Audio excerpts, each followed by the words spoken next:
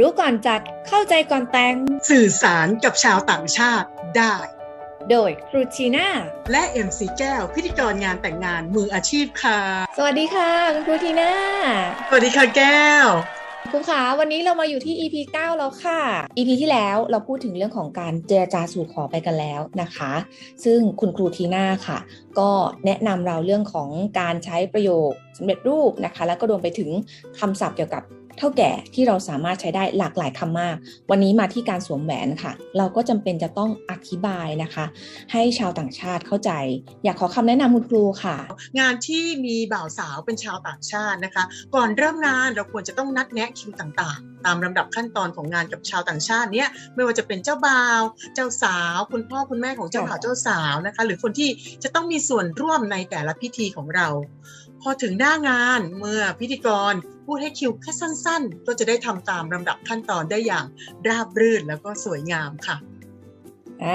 โอเคงั้นเดี๋ยวเรามาเข้าวิธีการกันเลยค่ะต่อจากพาร์ทที่แล้วนะคะหลังจากที่เจรจาสู่ขอเรียบร้อยเจ้าบ่าวไปรับตัวเจ้าสาวค่ะหลังจากนั้นเมื่อบ่าวสาวเข้าสู่พิธีการนะคะก็จะต่อด้วยพิธีการในการปูเรียงสินสอดค่ะปูเรียงสินสอดเรียบร้อยเท่าแก่ฝ่ายเจ้าสาวนี่แหละค่ะเมื่อพิจารณาสินสอดเสร็จก็จะมอบสินสอดให้กับคุณแม่ทางฝ่ายของเจ้าสาวนั่นเองค่ะ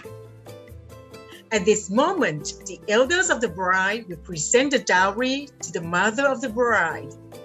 หลังจากเกริ่นนำเรียบร้อยหลังจากนั้นนะคะมอบสินสอดเสร็จก็จะเข้าสู่การสวมแหวนค่ะคุณครูขา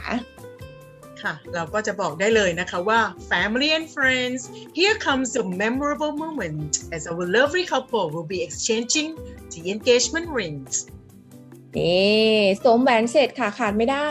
เราก็ต้องให้คิวในการถ่ายภาพร่วมกันค่ะค่ะ Let us take a family photo together เพียงเท่านี้เราก็จะสามารถพูดให้คิวชาวต่างชาติที่เป็นเจ้าบ่าวเจ้าสาวหรือคุณพ่อคุณแม่ของเจ้าบ่าวเจ้าสาวได้แล้วค่ะโอ้โหสุดยอดมากๆเลยค่ะคุณครูคะวันนี้ได้ประโยคง่ายๆเยอะมากนะคะเข้าใจง่ายมากนะคะแล้วก็สามารถนำไปใช้ได้จริงเพื่อนๆพิธีกรอย่าลืมฝึกกันเยอะๆนะคะและ EP หน้ามาเจอกันที่พิธีรับไหว้นั่นเองนะคะอย่าลืมติดตามชมนะวันนี้เราสองคนลาไปก่อนนะคะรู้ก่อนจัดเข้าใจก่อนแต่ง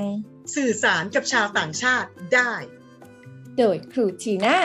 และเอ็มซีแก้วพิธีกรงานแต่งงานมืออาชีพค่ะวันนี้เราสองคนลาไปก่อนแล้วนะคะสวัสดีค่ะ